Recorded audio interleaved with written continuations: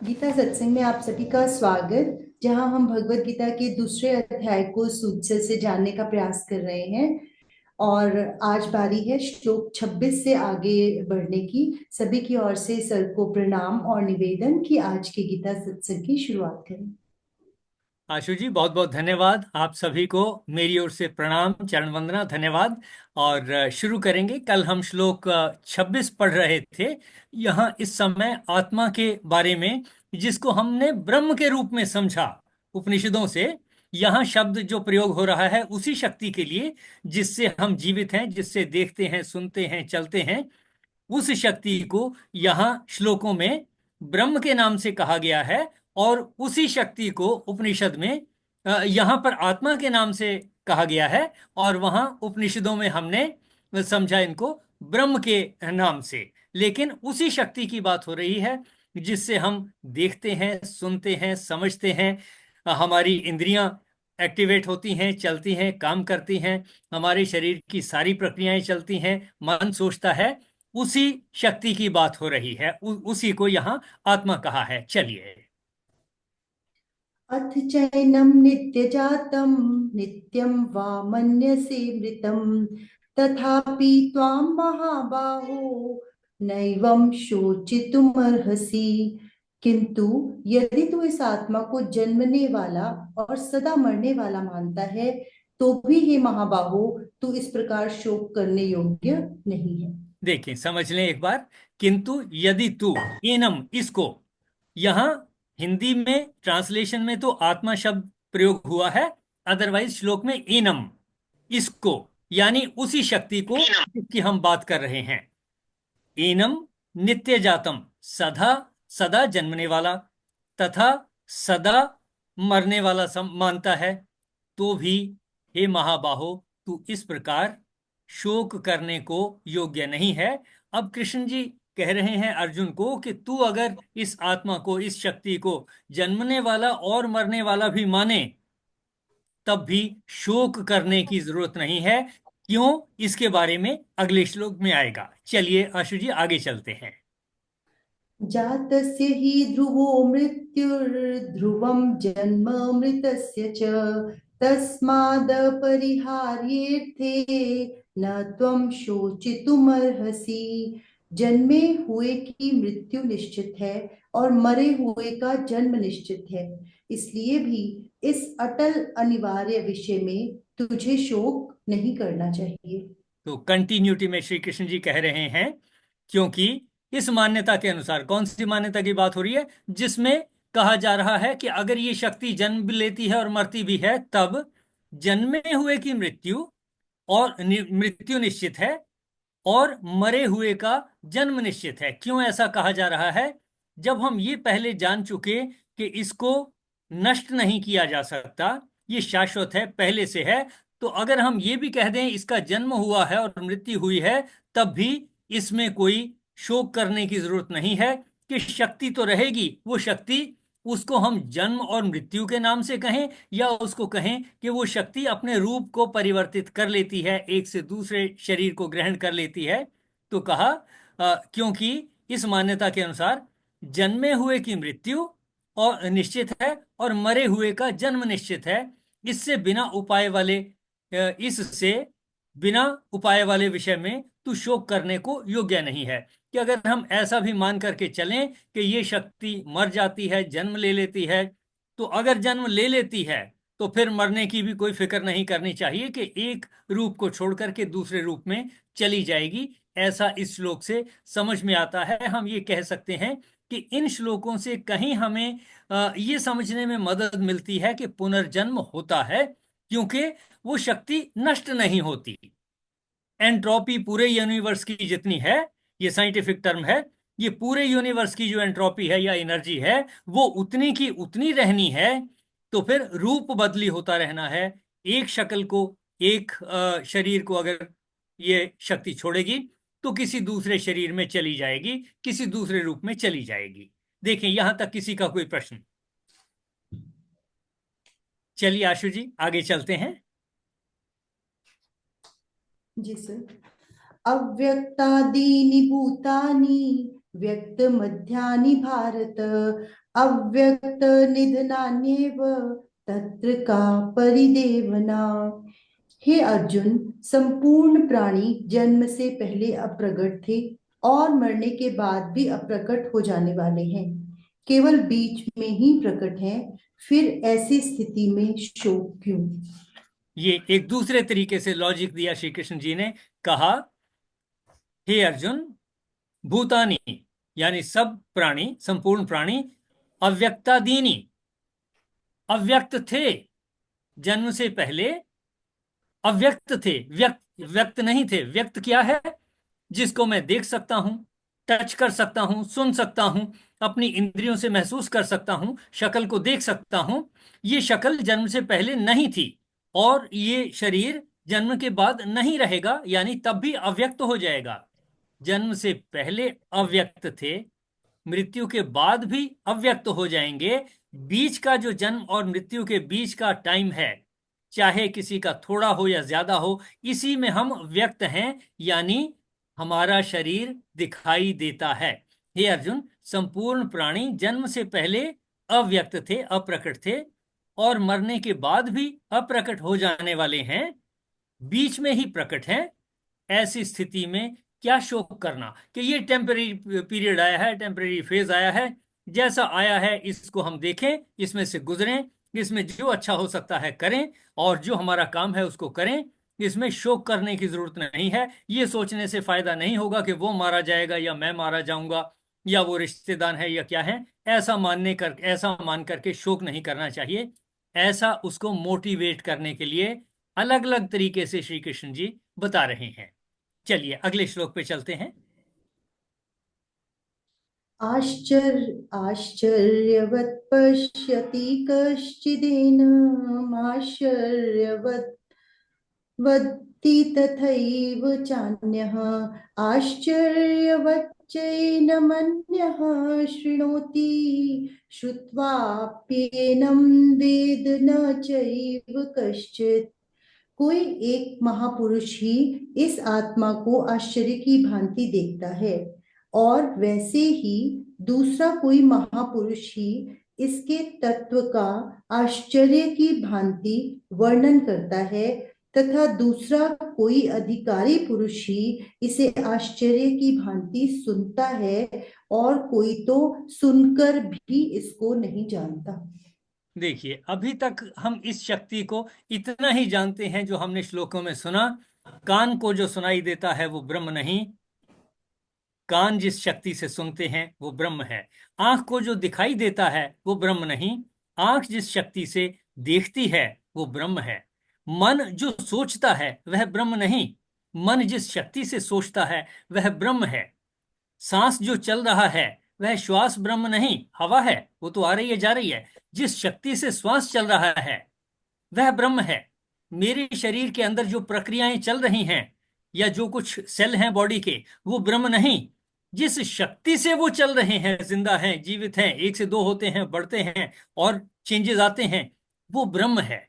अब कोई अगर इस बात को एक्सप्लेन करेगा, ये भी आश्चर्य की बात है। क्यों?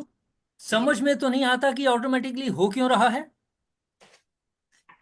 इसका किसी के पास कोई जवाब नहीं है कि क्यों हो रहा है बस। और इसके जो इफेक्ट हैं वो नजर आते हैं।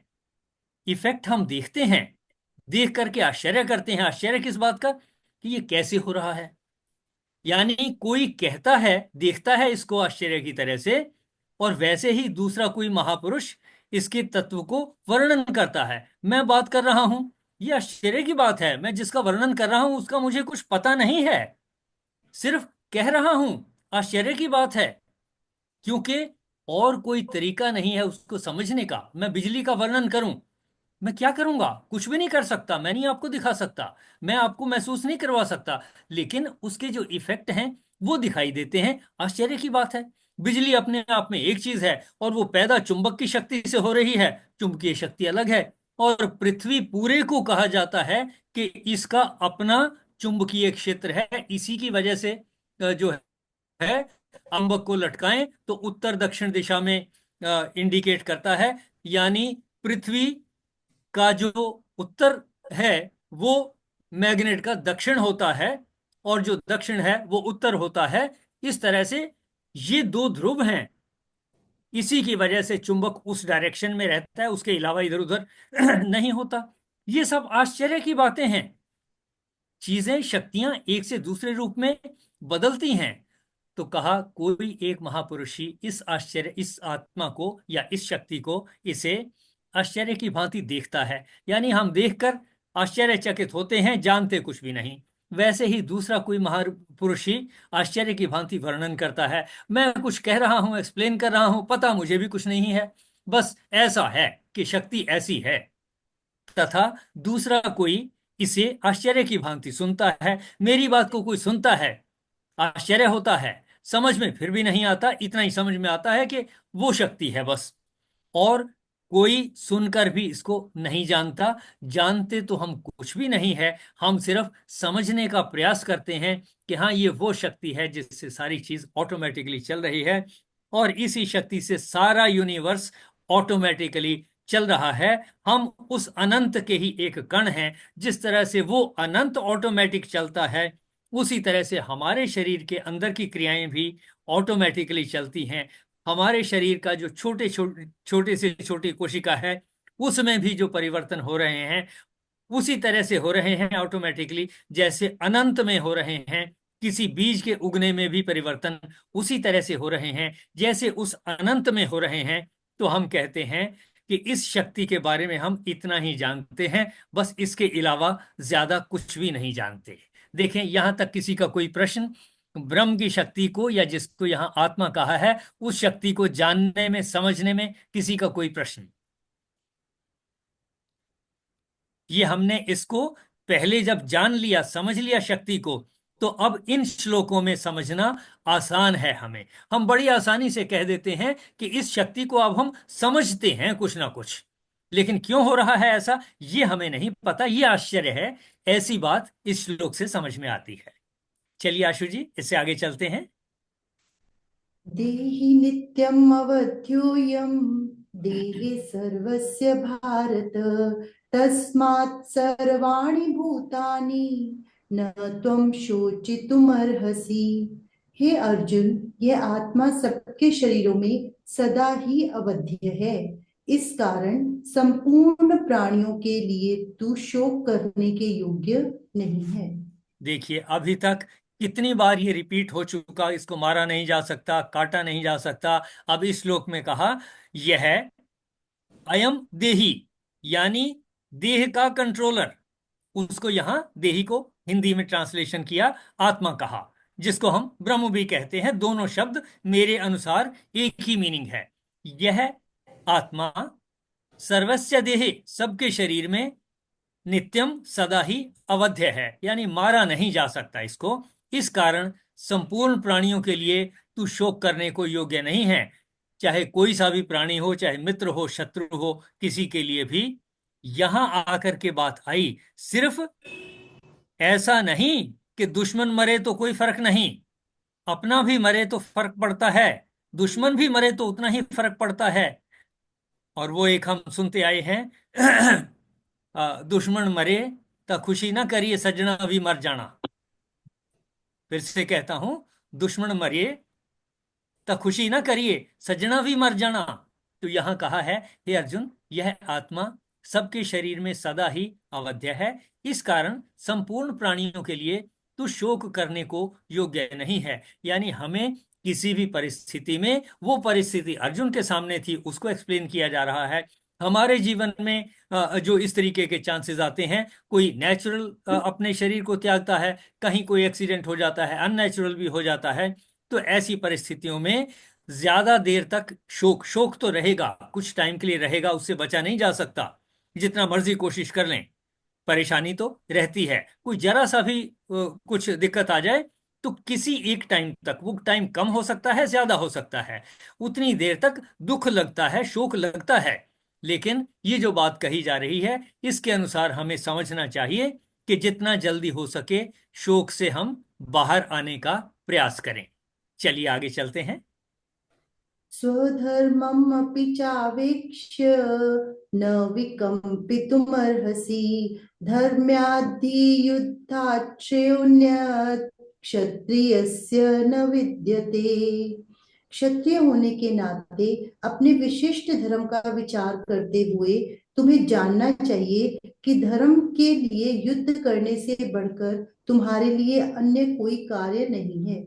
अतः तुम्हें संकोच करने की कोई आवश्यकता नहीं है। ये श्लोक थोड़ा समझ लेने का है, काफी इंपॉर्टेंट लगा मुझे। तथा अपने धर्म को देखकर, धर्म क्या है? जो कुछ मुझे आता है, जो कुछ मैंने सीखा है। अगर मैं टीचर हूं तो मैं दूसरों को जो मैंने सीखा है उसको सिखाता जाऊं। अगर मैं इंस्ट्रक्टर हूं तो जो जिस चीज की मेरी ट्रेनिंग देने की सामर्थ्य है, एक्सपर्टीज है, मैं वो ट्रेनिंग देता रहूं। इसी तरह से अगर कोई क्षत्रिय है, उसके लिए धर्म क्या है? उसने लड़ाई लड़ना सीखा है। फौज में हम थे तो जिस तरह से लड़ाई लड़नी हमने सीखी, जब मौका आए तो हम कहें कि भाई ये बड़ा अच्छा मौका है। जब कहा तथा अपने धर्म को देखकर भी, हमारे धर्म क्या? टीचर का धर्म दूसरों को सिखाना। इसी तरीके से हमने जो कुछ सीखा है उसको दूसरों में बांट देना। कोई हम टेक्नोलॉजी में कुछ बना रहे हैं तो उसको बनाना। किसी आर्टिफिशियल इंटेलिजेंस में काम कर रहे हैं उसको बनाना। कोई सॉफ्टवेयर बनाना या कुछ और बनाना या खेती करना। हम जिस चीज में एक्सपर्ट हैं, जो हमने सीखा है, उसी को करना हमारा धर्म है। तो ब्राह्मण का अपना धर्म हो गया पढ़ाने का, क्षत्रिय का लड़ाई करने का, सुरक्षा करने का, वैश्य का बिजनेस करने का, पूरे समाज के लिए हेल्प करने का, और शूद्र का जो बाकी काम बचते हैं, जिसके लिए उनकी इंटेलिजेंस नहीं है या वो उतना नहीं सीख पाते, तो फिर वो बाकी जो सेवा के काम हैं वो उन कामों को करें। तो हर किसी को जो काम उसको आता है, जिसमें वो समर्थ है, योग्य है, उसको करना, उसके लिए धर्मयुक्त युद्ध होगा।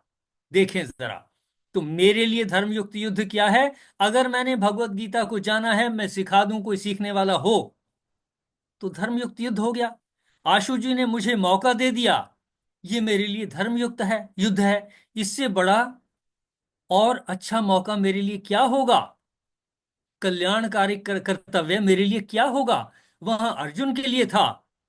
श्री कृष्ण जी उसको बता रहे हैं कि तुम्हारे सामने युद्ध आ गया। मुझे आशु जी ने बता दिया कि ये तुम्हारा धर्म है, तुम जितना जानते हो बताओ, सबको सबके साथ शेयर करो। इसके बाद में इसी के बारे में एक और मेंबर है, मैडम है, उनसे चर्चा हो रही थी। मैंने कहा था कि आज की चर्चा, आज के श्लोकों में इस बात की चर्चा आएगी। वो मेरा धन्यवाद कर रही थी। मैं कह रहा हूँ धन्यवाद तो ठीक, आपका भी बहुत बहुत धन्यवाद, लेकिन मुझे आगे धन्यवाद करना है, आशु जी का धन्यवाद करना है, जिन्होंने मेरे लिए इस धर्मयुक्त युद्ध के सरकमस्टेंसेस पैदा किए, मुझे एक मौका दिया। तथा अपने धर्म को देखकर, यानी जिस किसी का जो भी धर्म है वो उस धर्म को करे, उस काम को करे, उसके लिए वही धर्मयुक्त युद्ध है।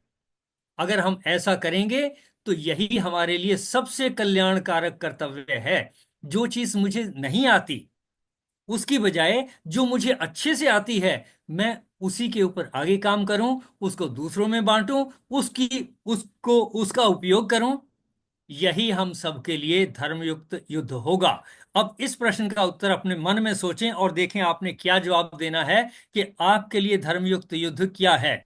मेरे लिए धर्मयुक्त युद्ध है कि अगर मुझे फिजिक्स आती है, कोई मेरे से फिजिक्स पूछे, मैं उसको सिखा दूं, मेरे लिए ये मौका होगा धर्मयुक्त युद्ध का। मुझे इलेक्ट्रॉनिक्स आती है तो मैं उसको ये सिखा दूं, इलेक्ट्रॉनिक्स सिखा दूं, और ऐसा मौका आए तो मेरे लिए ये धर्मयुक्त युद्ध होगा। मुझे कंप्यूटर्स आते हैं तो मैं किसी को कंप्यूटर सिखा दूं जितने मुझे आते हैं, ये मेरे लिए धर्मयुक्त युद्ध होगा। मुझे, अगर मैंने कुछ ग्रंथ पढ़े हैं, भगवत गीता का अध्ययन किया है, मौका आए तो मैं इसको शेयर करूं, ये मेरे लिए धर्मयुक्त युद्ध है। मैंने उपनिषद पढ़े हैं तो जितना मुझे याद है, जितना पता है, उसको अगर मैं एक्सप्लेन कर दूं, ये मेरे लिए धर्मयुक्त युद्ध है। इस तरह से अपने आप में आप सोचें कि आपके सामने कौन कौन से धर्मयुक्त युद्ध हैं जिनको आप कर सकते हो, और जब मौका आए आप करोगे। मैंने अपने गिनाए कि मेरे लिए इनमें से कौन कौन से काम जो हैं, जो मैंने अभी गिनवाए, ये मेरे लिए धर्मयुक्त युद्ध होंगे। जब भी मौका आएगा, एक मौका आज के दिन में या पिछले दिनों से अभी तक में आशु जी ने मुझे और आप लोगों ने मुझे दिया कि मैं कह सकूं, जो मुझे आता है वो मैं समझा सकूं। ये मेरे लिए धर्मयुक्त युद्ध है, और इससे बड़ा कल्याणकारी कर्तव्य मेरे लिए कोई भी नहीं हो सकता। देखें जरा, आप अपने बारे में कहें,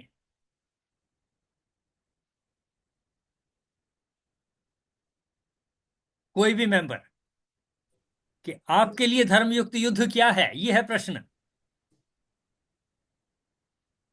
क्या है जिस चीज को आप जानते हैं। अपने जो कर्तव्य हैं, जो हमारे कर्तव्य, हमें जो ड्यूटीज मिली हुई है, उनका पूरी अच्छे तरह से निभाना, ईमानदारी से निभाना। चाहे हम अगर जॉब में हैं तो जॉब को अच्छी तरह से निभाएं। अगर हम गृहिणी हैं, घर के काम हम अपने अच्छी तरह से ढंग से, जो जो कर्तव्य हैं, बच्चों का लालन पालन करना है, उनको अच्छे ढंग से करें। तो ये सारे हमारे जो भी कर्तव्य हैं, जो भी हमें काम भगवान की तरफ से मिले हैं, उनको हम ईमानदारी से अच्छे ढंग से निभाएं। ये बहुत ठीक कहा आपने। थोड़ा सा मॉडिफाई करता हूं। जिन चीजों को हमने सीखा है, और डेफिनेटली जो हमारी जिम्मेवारियां हैं, पुरुष होने के नाते जिम्मेवारियां एक तरह की हैं, महिला होने के नाते, माता होने के नाते, पत्नी होने के नाते, बेटी होने के नाते, बहन होने के नाते, हर एक की जिम्मेवारियां थोड़ी थोड़ी चेंज हो जाती हैं। बहुत सारी चीजें हैं जो एक जैसी रहती हैं।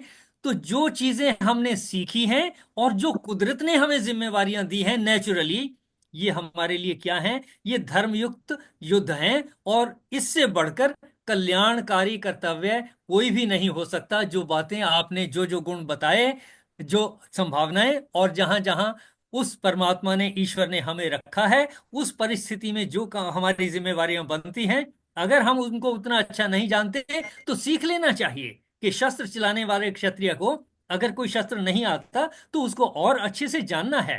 किसी माँ को अभी अगर उसने नए शिशु को जन्म दिया है, अभी उसे बच्चे को उतने अच्छे से लालन पालन करना नहीं आता, तो धीरे धीरे उसने एक्सपर्ट हो जाना है, सीख लेना है। यही उसके लिए धर्मयुद्ध है। देखें जरा, और भी मेंबर्स शेयर करें कि उनके सामने धर्मयुक्त युद्ध कौन कौन से हैं। सर मेरे को तो यही लगा कि युद्ध तो सभी के लिए है, कि लाइफ में स्ट्रगल तो सबको ही करना है अलग अलग सिचुएशंस में। लेकिन धर्म युद्ध, आपने कहा धर्म जब उसके साथ लग गया तो हमने अपनी रिस्पॉन्सिबिलिटी को अच्छी तरह से परफेक्टली निभाने का प्रयास, या फिर उससे दूसरों को क्या लाभ दे सकते हैं वो करने का अगर हम प्रयास करते हैं, क्या लाभ हो रहा है। जैसे आपने 4 कसौटियां बताई थी, तो अगर वैसा कुछ बना सके हम अपनी रिस्पॉन्सिबिलिटीज को या अपनी ड्यूटीज को, तो वो फिर धर्म युद्ध कहलाएगा। हाँ, आपने ठीक कहा। थोड़ा सा मॉडिफाई करता हूं। यहां जो लिखा है, क्योंकि क्षत्रिय के लिए धर्मयुक्त युद्ध से बढ़कर कल्याणकारक कर्तव्य नहीं, इसी तरह से ब्राह्मण के लिए जो ब्राह्मण के कर्तव्य हैं उनको पूरा करने से बढ़कर कोई धर्मयुक्त युद्ध नहीं होगा। क्षत्रिय के लिए जो उसकी जिम्मेवारियां हैं और जिनमें वो एक्सपर्ट है, उन कामों को करने में जब भी मौका मिलता है। अब अगर सामान खरीदने वाला ही कोई नहीं है, और ना कोई बेचने वाला, ना कोई इसको सप्लाई करने वाला, कोई किसी जंगल में जाकर के बैठ जाए या किसी रेगिस्तान में जाके बैठ जाए, तो वहां क्षत्रिय क्या व्यापार करेगा जहां कोई है ही नहीं। जहां परिस्थितियां हैं और जो आपकी एक्सपर्टीज है, मौका मिलने पर वही आपके लिए धर्मयुक्त युद्ध है, और उससे बढ़कर कल्याणकारी कुछ भी नहीं है। ऐसा हम इस श्लोक से समझते हैं। और भी कोई हो? आज की इस चर्चा को इसी श्लोक तक सीमित रखेंगे। आप अपनी बात कहें, 2-3 मिनट जो हमारे पास और हैं। डॉक्टर सुनीता जी कुछ कहना चाह रहे थे। हाँ जी। सर मैं ये कहना चाह रही थी कि जो भी स्ट्रगल हर एक की लाइफ में है, हर एक कोई जो उनका नियत कर्म है वो हम कर रहे हैं। लेकिन जो हम अपने नियत कर्म कर रहे हैं उसके बदले में हम कुछ एक्सपेक्ट ना करें। जो हम कर रहे हैं वो हम कर रहे हैं क्योंकि हमें करना चाहिए, ना कि मैं ये काम करूं तो मुझे इसके रिटर्न में ये मिलेगा। तो जब ये फैक्टर बीच में आएगा तब हम उसको धर्म युद्ध कह सकते हैं। ये ठीक है, थोड़ा सा मॉडिफाई करूंगा। देखिए श्लोक के अनुसार, क्योंकि क्षत्रिय के लिए धर्मयुक्त युद्ध से बढ़कर दूसरा कल्याणकारी, श्रेय शब्द है संस्कृत में, कल्याणकारी कर्तव्य नहीं है। यानी कि क्षत्रिय के लिए युद्ध से बढ़कर कल्याणकारी नहीं है, या ऐसे कहें कि युद्ध उसके लिए सबसे ज्यादा कल्याणकारी है। ब्राह्मण के लिए पढ़ाने का काम, ट्रेनिंग देने का काम सबसे ज्यादा कल्याणकारी है। वैश्य के लिए व्यापार करना सबसे ज्यादा कल्याणकारी है। शूद्र के लिए बाकी की सेवाएं करना, काम करना सबसे कल्याणकारी है। इस श्लोक से जो पता चलता है वो ये है कि हमारे लिए कल्याणकारी क्या है। जिस चीज को हमने सीखा है उसका मौका जैसे ही आता है, वही हमारे लिए धर्मयुक्त युद्ध है, और उससे ज्यादा कल्याणकारी कुछ भी नहीं, वही हमारे लिए सबसे ज्यादा कल्याणकारी है। ये मैंने थोड़ा सा आपकी बात को मॉडिफाई किया श्लोक के अर्थों के अनुसार। देखें। ठीक है सर। सर इसको ऐसे भी समझ सकते हैं कि जैसे आजकल हम गीता अध्ययन कर रहे हैं, पूरा स्पिरिचुअलिज्म की तरफ जा रहे हैं, समझ रहे हैं, हमारा ज्ञान में थोड़ी तो, ज्यादा तो नहीं, एक कदम तो चले ही हैं।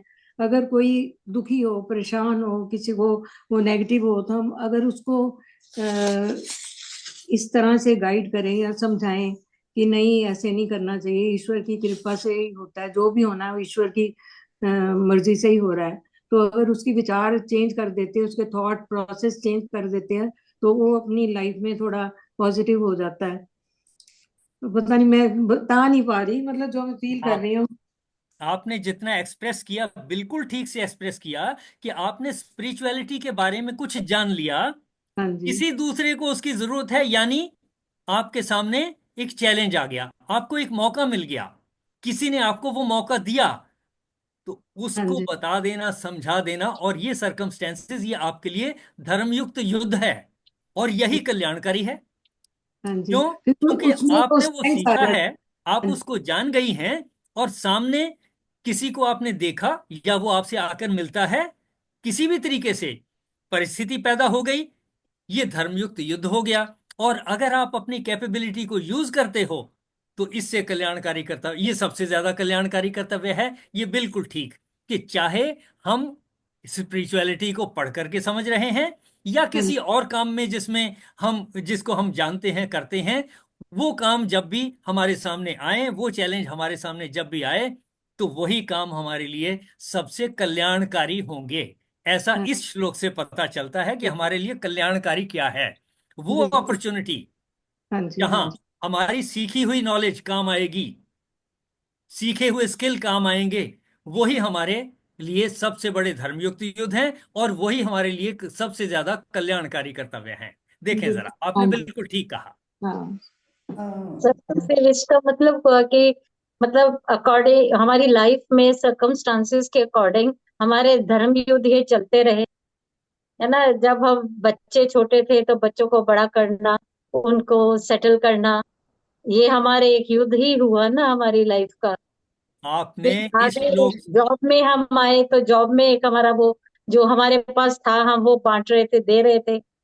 जैसे टीचिंग में थे तो टीचिंग में अपना टीच कर रहे थे, वो एक धर्म युद्ध हुआ। और इस स्टेज पर जो हम थोड़ी बहुत नॉलेज अब आपसे या इधर उधर पढ़ के हम ले रहे हैं, तो ये हमारा एक हो गया कि चलो हम दूसरों को हम थोड़ा बहुत कुछ दे सकें, ये हमारा धर्म युद्ध हुआ।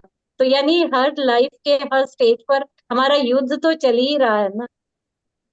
आपने बहुत अच्छे से, बिल्कुल एग्जैक्टली जैसा यहाँ वर्णन किया है, उसी तरीके से अपने लाइफ को आपने इसको कोरिलेट किया, और ठीक शब्दों में समझा कि हमारे जीवन में कहाँ कहाँ किस किस फॉर्म में धर्मयुक्त युद्ध हमारे सामने आए। यानी जहां जहां जो जो चैलेंजेस हमारे सामने आए, उनको जब वो हमारे लिए धर्मयुक्त युद्ध थे, हमने उस समय जो कुछ किया वो हमारे लिए कल्याणकारी था, वो सबसे ज्यादा कल्याणकारी वही था। ये बिल्कुल ठीक, आपने बहुत अच्छे से एक्सप्लेन किया।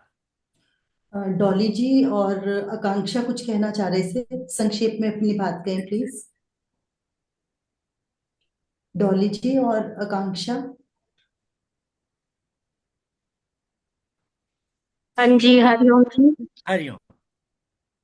हाँ, मैं तो वही कहना चाह रही थी जो मैडम ने अभी पीछे एक्सप्लेन किया, यही कहना चाह रही थी कि अपने लाइफ में हमने, अगर हम टीचिंग में है, उसको अच्छे से निभाया तो वो हमारे लिए धर्म, यही कहना चाह रही थी मैं। ठीक है।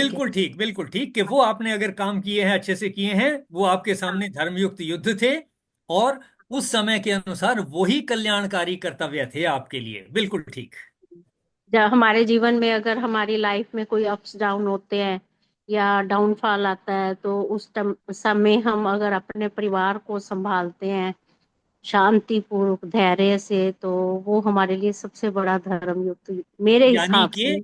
हमने हाँ, अपने आप जो कुछ सीखा हुआ है, अगर हम उससे हाँ, किसी को मदद कर पाते हैं, यानी अपनी हाँ, कैपेबिलिटी को मैंने यूज कर लिया, तो वो जो हाँ, सर्कमस्टेंसेस थे वो धर्मयुक्त युद्ध हुआ। मैंने यूज कर लिया, ये मेरे लिए धर्मयुक्त युद्ध था, और यही मेरे लिए सबसे ज्यादा कल्याणकारी था। हाँ ठीक। जी, हाँ जी, हाँ जी। आकांक्षा। जी मैम नमस्ते, मैम नमस्ते सर, सभी को प्रणाम। And thank you so much sir इतनी वंडरफुल क्लास लेने के लिए, और हमें बार बार कर्तव्यनिष्ठ और ईमानदार कैसे रहे ये हमेशा याद दिलाने के लिए, और उसमें इन सब का पालन करते हुए अपने लक्ष्य की प्राप्ति करें, इस बात के लिए मोटिवेट करने के लिए। तो थैंक यू सो मच, हमें ये क्लास अटेंड करके बहुत अच्छा लगता है। और कल हम लोग प्रयागराज कुंभ के लिए निकल रहे हैं, तो हमें अफसोस है कि ये आगे आने वाले एक वीक लगभग हम लोग नहीं, हम ये क्लास अटेंड नहीं कर पाएंगे। चलिए, मैं आपको तो एक बात कह दूं, आपने रेफरेंस दिया एक वीक का, तो रफली एक वीक जो है मैं भी ज्वाइन नहीं कर पाऊंगा। अब अगली मेरी मीटिंग आप लोगों से 1 फरवरी को हो पाएगी। सर आप भी आ रहे हैं प्रयाग? नहीं, मैं दूसरे किसी काम में व्यस्त रहूंगा, तो जी उसके बाद व्यस्तता खत्म होते ही 1 फरवरी को ज्वाइन कर पाऊंगा मैं। जी, तो वही एक बार हम सोचे कि बता देते हैं। And thank you for each and every. चलिए, इसी के साथ आज समापन की ओर बढ़ेंगे। सर, 3 बातें तो समझ में आई हैं। एक तो ये कि धर्म युद्ध तो जीवन ही है, कि जो हमें जीवन मिला है उसे हमने अगर ऐसे ही बिताना है या उसे सार्थक करना है ना। अगर सार्थक कर रहे हैं तो इसका मतलब धर्म युद्ध, क्योंकि युद्ध तो सेम था, अर्जुन भी कर रहा था और दुर्योधन भी। दुर्योधन के लिए वो सिर्फ युद्ध था और अर्जुन के लिए वो धर्म युद्ध था, ठीक, ये ठीक। है ना। और फिर उसके साथ साथ सूद सर का, और जैसे हमारे साथ राणा सर हमें पढ़ाते रहे, और शशि दीदी ने हमें इतने अच्छे से समझाया। आप तीनों का भी तहे दिल से धन्यवाद, क्योंकि अपनी रिटायर्ड लाइफ को इजीली हम अपना आराम के लिए भी बिता सकते हैं, लेकिन इतना समय निकाल कर आप हमें समझाने का प्रयास कर रहे हैं, उसके लिए भी बहुत बहुत धन्यवाद। देखिए, मैं ये कहूंगा कि इस श्लोक को मैंने भी पता नहीं कितनी बार पढ़ा होगा, लेकिन इस एंगल से, इस तरीके से शायद ना मैंने कभी सोचा, ना मनन किया, ना डिस्कस किया। ये एक आज जो हमने पढ़ा और सीखा, ये एक नए तरीके से हमने इसको समझा कि हमारे जीवन में धर्मयुक्त युद्ध कब कब आए, कहाँ कहाँ आए, और किस तरीके से हमें उनको महसूस करना है, हमेशा महसूस करना है कि ये सारे युद्ध जो हैं, ये कल्याणकारी कर्तव्य हैं हमारे लिए। ये बहुत बड़ी चीज मेरी समझ में आज आई। इसके लिए आपका बहुत बहुत धन्यवाद। बिल्कुल सही। 5 दिन का समय मिला है, सब लोग धर्म युद्ध कहाँ कहाँ उन्हें करना पड़ा और कहाँ कहाँ वो इस पर खड़े रह पाए। जरूर मनन करें ताकि हम नेक्स्ट सेशन में फिर से इस चर्चा को आगे जारी रख सकें। ठीक। ओम पूर्णमदः पूर्णमिदं पूर्णात् पूर्णमुदच्यते पूर्णस्य पूर्णमादाय पूर्णमेवावशिष्यते। ओम शांति शांति शांति। आप सबका बहुत बहुत धन्यवाद। मेरी ओर से आप सबको प्रणाम, नमस्कार, चरण वंदना। नमस्कार। सभी की ओर से सर को भी चरण वंदना, प्रणाम और दिल से आभार। 1 फरवरी को मिलेंगे अगले सेशन के साथ। Thank you everyone.